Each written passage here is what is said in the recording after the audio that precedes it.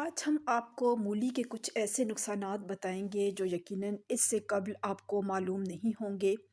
گھروں میں جب سلاد بنائی جاتی ہے تو بلا شبہ اس میں پیاز، ٹماٹر، کھیرے اور مولی شامل کی جاتی ہے۔ لیکن ایک بات یاد رکھیں کہ مولی کو ٹماٹر کے ساتھ رات کے کھانے کے وقت بالکل نہ کھائیں۔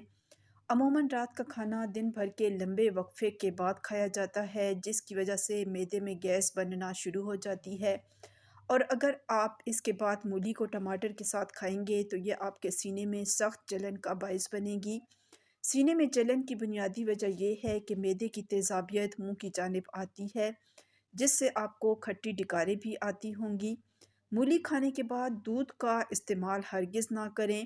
مولی اور دودھ کی تاثیر ایک دوسرے سے مختلف ہے، اور چونکہ مولی میں 26 سے 40% تک کیمیائی مادوں سے مل کر بنی ہوتی ہے، لہٰذا معدے میں جا کر یہ کسی بھی قسم کے ری ایکشن کا باعث بن سکتی ہے، جس کی وجہ سے آپ کی جان بھی جا سکتی ہے۔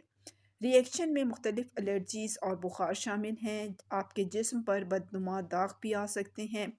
مولی اور مچھلی ایک ساتھ کھانے کا کوئی بڑا نقصان تو نہیں، لیکن یہ آپ کے معدے کے نظام کو ضرور متاثر کر سکتی ہے۔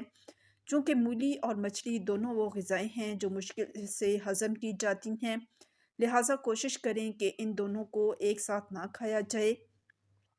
واضح رہے کہ مولی کو رات کے وقت کھانے سے سخت پرہیز کریں، کیونکہ اس کا ہضم کرنا مشکل ہوتا ہے۔